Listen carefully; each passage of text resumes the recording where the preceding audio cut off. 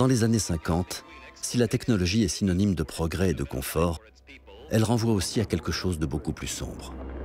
En effet, l'humanité n'est pas sortie intacte de cette guerre apocalyptique. Une image notamment a frappé les esprits. Celle des 2 bombes atomiques lâchées sur Hiroshima et Nagasaki. After World War II, there were reverberations in the culture of fear. Fear, certainly about the Soviet Union, of the atomic threat, and the fear of global, planetary annihilation. Les films d'extraterrestres de cette époque traduisent ainsi ce double rapport, à la fois de fascination et d'une peur profonde d'une 3e guerre mondiale nucléaire qu'inspire alors la technologie. Sur les écrans, les soucoupes volantes se multiplient et deviennent le symbole de cet apocalypse que laisse planer la bombe atomique sur le monde entier à cette période.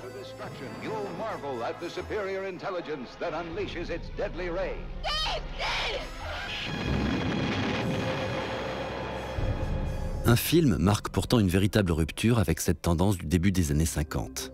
C'est le film de Robert Wise, réalisé en 1951, Le jour où la Terre s'arrêta.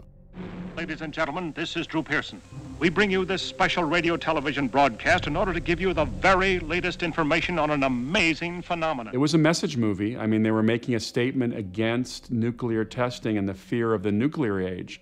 But it was done in a very suspenseful film, and they cast actor Michael Rennie to play Klaatu, who's visiting Earth, and basically his mission is to prevent us from doing our nuclear testing. Car à l'époque, le risque atomique n'est pas seulement vécu comme un risque outre-Atlantique. Sur le sol américain, l'État multiplie les tests nucléaires au Nevada, devant des foules de badauds qui se font irradier sans le savoir en assistant au spectacle. Des innovations comme le canon à bombe atomique font la une des journaux télévisés. Face à cet emballement pour ce nouveau jouet destructeur, l'alien Klaatu incarne une sorte de rempart moral à la folie des hommes.